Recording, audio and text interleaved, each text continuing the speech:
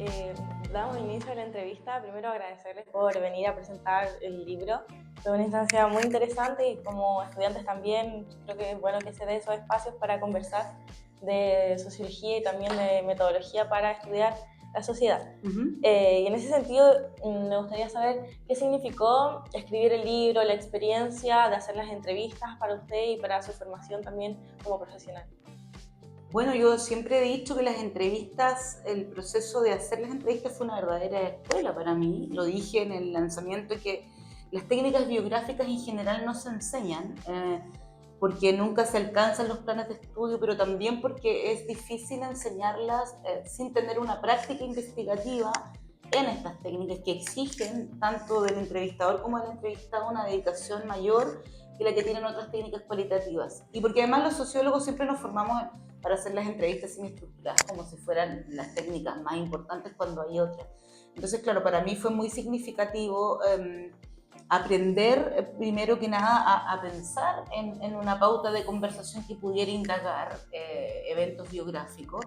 Y ahí yo diría, si tuviera que dar un consejo a los estudiantes, es que uno tiene que ser absolutamente flexible, llevar un temario, una pauta general para uno, pero dejar al entrevistado o entrevistada que se explaye, y después tú organizas la información. Yo como las recogí, hacía una entrevista con una pauta, como les comenté, en 2 sesiones, y esas sesiones las traspasaba a una ficha de registro. Entonces eso te quita la angustia de tener que estar haciendo las preguntas en orden.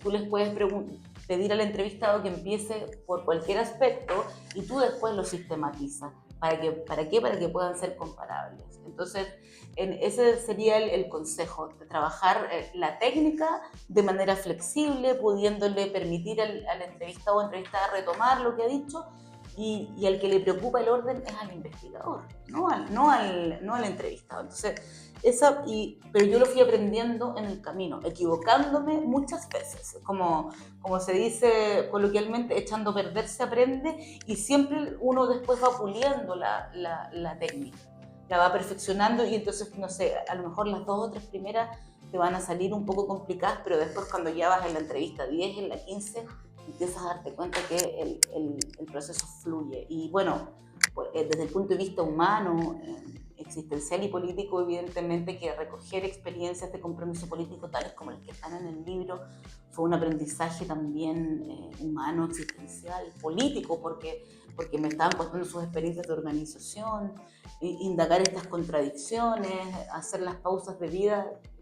Para sintetizar, yo te diría que es muy difícil explicar con palabras toda la densidad que tiene el trabajo en entrevistas biográficas, donde el aprendizaje desborda lo que tú estás buscando en la formulación de tu proyecto. Donde más aprende un investigador es en el terreno, más que en la teoría. Y el trabajo de interpretación consiste en tratar de hacer conversar la teoría con la técnica. Y también siguiendo esa línea, luego de hacer el trabajo de codificación, de con una vez ya realizadas las entrevistas, ¿cómo cambia y cómo uno puede conciliar el tema de que la entrevista tenga tanta información, pero no pueda exponerla toda? Bueno, eso siempre es una decisión arbitraria del investigador. ¿Qué cosas muestra y qué cosas no? Bueno, cuando tú recoges la entrevista, como yo explicaba recién en el lanzamiento, una entrevista puede ser larga, puede tener 2 horas, 2 horas y media. Y tiene efectivamente mucha información. Y cuando nosotros empezamos recién a hacer estas técnicas, como que nos desborda tanta información. Pero lo que yo digo siempre, todo relato biográfico tiene un núcleo duro. Siempre, siempre. O sea, como cuando la persona se presenta, ya puso los bordes de lo que te va a decir. Y ya decidió lo que te va a contar y lo que no te va a contar. Eso es básico. Todos los actores que comparecen a darte una entrevista tienen intereses y llegan a tu sesión porque quieren contarte la historia. Y entonces en este primer relato es muy importante, no solamente para establecer lo que se llama en las cualitativas, ¿no es cierto?, rapport, o esta relación de confianza o de cercanía, sino también para que tú veas cuál es el límite de ese relato. Eso por una parte. Luego uno lo recoge ordenadamente en sesiones, y luego, para que no te desborde el contenido, siempre tienes que ficharlo. Porque después, si tú haces una entrevista biográfica donde tienes 40 entrevistas, Cuando vayas en la 25 no te vas a acordar necesariamente qué te dijo el caso 25. Entonces, fichar como los hitos históricos que define, cuáles son sus hitos biográficos, y después yo lo sistematicé, por ejemplo, en una planilla Excel, o lo puedes hacer, bueno, los programas cualitativos también permiten sistematizar, de modo que tú vayas resumiendo a medida que vas haciendo la entrevista, la vas fichando, la vas resumiendo, para que después, cuando se consulte el material transcrito, se consulte con mayor eficiencia, porque si no, nadie se va a volver a leer completa una entrevista que tienen, no sé, hay entrevistas que tienen 40, 50 cuando se transcribe. Entonces tienes que buscar la manera de ir sintetizando información, y eso te va a ir mostrando cuáles son los aspectos comparables, que también son arbitrarios. Entonces, las trayectorias son individuales, pero uno dice, bueno, ¿qué estoy comparando? Estoy comparando trayectorias profesionales con trayectorias profesionales. Estoy comparando formas de familia con formas de familia. El investigador va identificando qué aspectos va a comparar de la biografía. Muy interesante, y creo que un libro es un buen espacio para mostrar eso. También en la presentación dijo que la emotividad fue un componente muy fuerte y también muy difícil de abordar, y sería también interesante saber cómo se llega a eso, porque muchas veces los temas de investigaciones pueden tocar fibras muy sensibles tanto en el entrevistado como en el entrevistador. Entonces, ¿cómo uno puede tener como, no sé, abordarlo de una manera más fácil como entrevistador? Bueno, yo creo que asumir que cuando uno estudia temas como, por ejemplo, con violencia política, siempre va a ser duro. No hay ninguna manera de que no te afecte eso. El punto es, a ti te puede afectar, pero en la entrevista tú tienes que procurar de no revictimizar al que te está dando la entrevista. Entonces, el consejo sería como, no puedes generar más emoción de la que tú puedes contener, y tratar, y si tú ves que una entrevista o entrevista le está haciendo difícil continuar con el relato, tú tienes que preguntarle si quiere continuar o no, porque a veces es muy agotador también recordar eso para un entrevistado que ha vivido, por ejemplo, episodios de violencia política. Pero también puede suceder que quiera hablar, y entonces hay que dejar que la persona hable, y uno va conduciendo la entrevista y le pregunta, bueno, ¿quieres que paremos aquí? ¿Quieres que nos detengamos en este detalle? Y a uno como investigador, evidentemente que le afecta. Ahora, ¿qué es lo que hacía yo? Y es lo que yo le recomiendo a los investigadores jóvenes, que uno siempre tenga su diario de campo.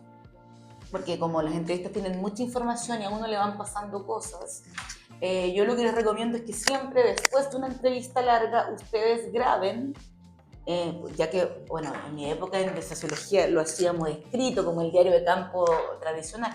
No, con tu teléfono o con la misma grabadora que estés usando, graba. Inmediatamente después de salir de la entrevista, cuando llegues a tu casa, graba tus impresiones, todas. Me pasó esto me afectó, me pareció que en esta parte no estaba siendo tan sincero, o me pareció que sí, me pareció que no. Esas impresiones son muy importantes después para la interpretación y le permiten al investigador tener ciertas intuiciones. Entonces, por ejemplo, yo me acuerdo, yo vine a hacer una entrevista aquí a Valparaíso, que era mi caso 20.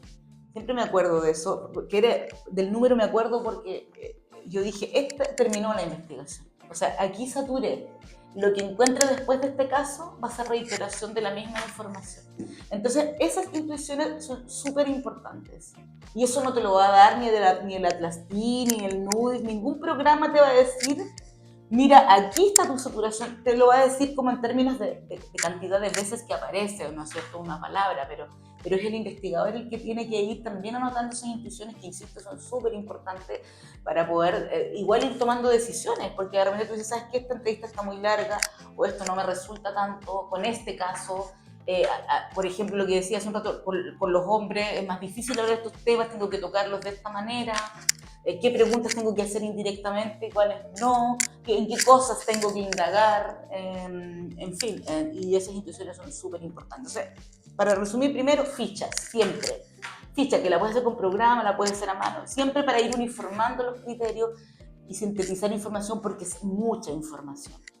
Y luego, para ir uno también vigilando su propio proceso y sus propias emociones, ir haciendo registros de diario de campo, y también si tú sientes que te está afectando o que estás demasiado estresado por el terreno, también lo puedes parar, digamos. Y un tercer elemento que es muy importante, que uno siempre cuando hace entrevistas biográficas, lo que hace es recolectar redes de información. Entonces, por ejemplo, yo trabajé con 3 partidos, PC, PS, MIR y Frente Patriótico, y uno va, primero recogí los de los socialistas. Cuando se agotó la red de los socialistas, seguí con el PC, después con el MIR y así. Entonces, en la medida que tú vas agotando la información en esa red, tú dices, ya, no necesito más entrevistas socialistas, ya recogí la información que tenía que recoger. Entonces, ir pasito a pasito. Uno nunca va a hacer 30 entrevistas de una vez. Yo me demoré empecé el 2017, hice entrevistas hasta el 2019. Iba haciendo a veces 10, y después uno va parando también y va revisando el material. Y por último, más sobre el contenido del libro, ¿por qué usted cree que es importante que los jóvenes se informen y lean el libro? Uy, difícil porque soy juez y parte, ¿no? Pero es una investigación que yo hice. Bueno, es importante porque ayuda a entender un aspecto que no estaba bien estudiado de la historia de la democratización chilena, y que eran las formas de participación política que habían quedado clausuradas. Es decir, no se sabía qué es lo que había pasado con esos militantes en el periodo de la transición, y este libro intenta reconstruir digamos, ese vacío que estaba. Había poca información sobre eso. Bueno, y también para tener conocimiento del proceso político chileno, que también está sintetizado, y la historia es una parte de la historia de la dictadura, que los que son más jóvenes no tienen experiencia directa con esos hitos. Por lo tanto es un libro que les permite rápidamente, porque el marco teórico también es pequeñito, no es tan largo, como entender qué era el MDP, cómo se articuló, por qué los partidos se articulan en determinadas fechas. Es decir, reconstruye como un momento clave de la historia política, pero desde una perspectiva no historiográfica, sino sociológica. Entonces, claro, ahora uno podría decir también tiene un valor de memoria, ¿no es cierto?, de reconocer experiencias de lucha, pero eso ya es más un valor ético-político. Y informativamente puede ser un libro bastante útil para todos aquellos jóvenes que les interesen las técnicas cualitativas y les interese profundizar en esas técnicas cualitativas. Muchas gracias. No, de nada, a ustedes, yo feliz. Me encanta hablar con mis futuros colegas.